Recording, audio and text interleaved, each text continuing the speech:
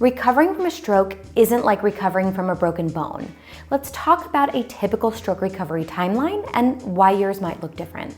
Stages of recovery. So to better understand the stroke recovery timeline, we have to talk about both the medical stages of recovery and the 7 Brunstrom stages of stroke recovery. Let's talk about medical first. So this usually happens in 3 stages or phases: acute, subacute, and chronic.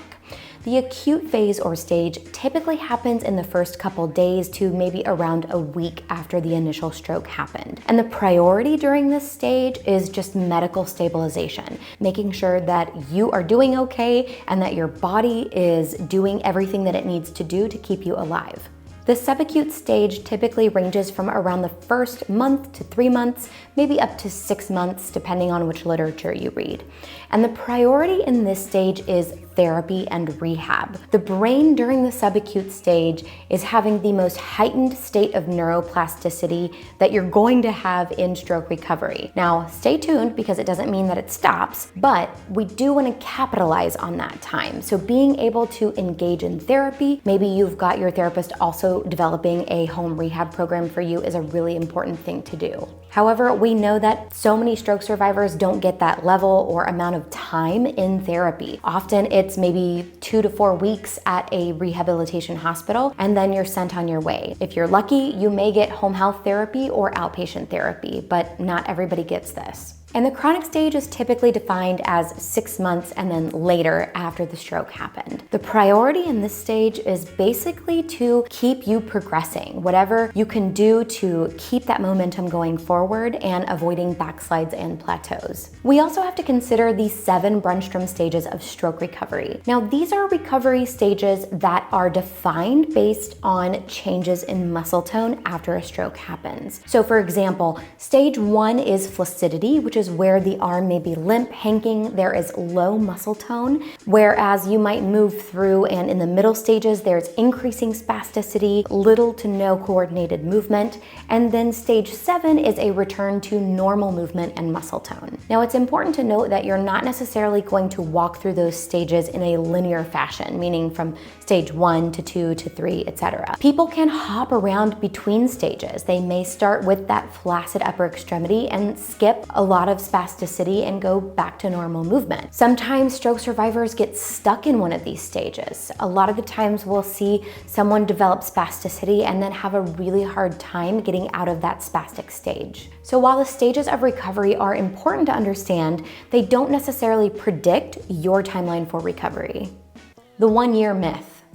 Unfortunately, the myth that stroke recovery stops at 1 year continues to be perpetuated by healthcare professionals across the world. And it's likely due to the understanding that the fastest amount of recovery usually happens in that subacute stage, or in that first 3 to 6 months after the stroke happens. And it's because our brains are in this heightened state of neuroplasticity trying to compensate for that injury to the brain. Think about walking outside and kicking over an anthill. When that happens, all the ants come up and they are in a frenzy to try and rebuild their home. Only once that home has been rebuilt do they start to calm down again. And that's sort of like our brain. Our brain is in this frenzied state trying to reorganize and remake connections so that it can bring those lost functions back online after the injury. But here's the key piece of information I want you to take away, even if you take nothing else. Neuroplasticity and the ability to make progress doesn't stop at the 1-year mark. In fact, our brains are capable of making neuroplastic changes throughout our lifetime, although it does slow down as we age. Know that your progress might slow down after that initial 3 to 6 months, maybe after the first year, but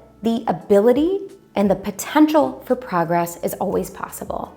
Why your timeline might be different. Healing from a neurological injury is not the same as healing from a purely physical injury like a broken bone or even like recovering from surgery. There is no predetermined, defined stroke recovery timeline of exactly what to expect at point A, point B, point C. If you've ever had a joint replacement surgery, you know typically the surgeon will give you some paperwork that says, okay, here's your kind of expected timeline for healing. There is nothing like that for stroke recovery, and that is because every single person and every single stroke that happens is so different. And because everyone's timeline is so different, it's really not helpful to compare yourself to other survivors. And I know that this is really hard to do because as humans, we're just kind of hardwired to compare ourselves to others. It can be really detrimental to your progress because you may see someone who is, the same amount of time out from their stroke as you are, but perhaps they're making more progress in terms of arm movement, or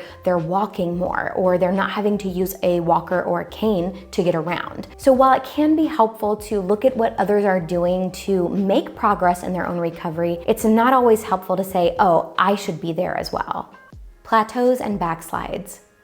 Feeling like you've taken one step forward and then 2 steps back is a normal part of the recovery process and recovery timeline, although not a fun one. But I mention this because a lot of people think that if they've hit a plateau, that's just where they're going to stop. But that is not true. You can hit plateaus and backslides at any point in your recovery, but the important thing is to switch up your home rehab program. If you've been stuck doing the same thing over and over again in your home rehab routine, make sure that you're switching things up with new exercises or new home activities as part of your therapy. Sometimes your brain just needs a little bit of jolt out of a routine that it's been used to for some amount of time to get it kick-started again. When you are in the midst of one of these plateaus or backslides, it's really important that you take care of your mental health because it can be very frustrating when you feel like you're getting stuck, especially if you had been making really good progress up until that point. So remind yourself that this too shall pass, then try something new and different to kickstart your brain into making changes again, and surround yourself with support so that when you get stuck in one of those places,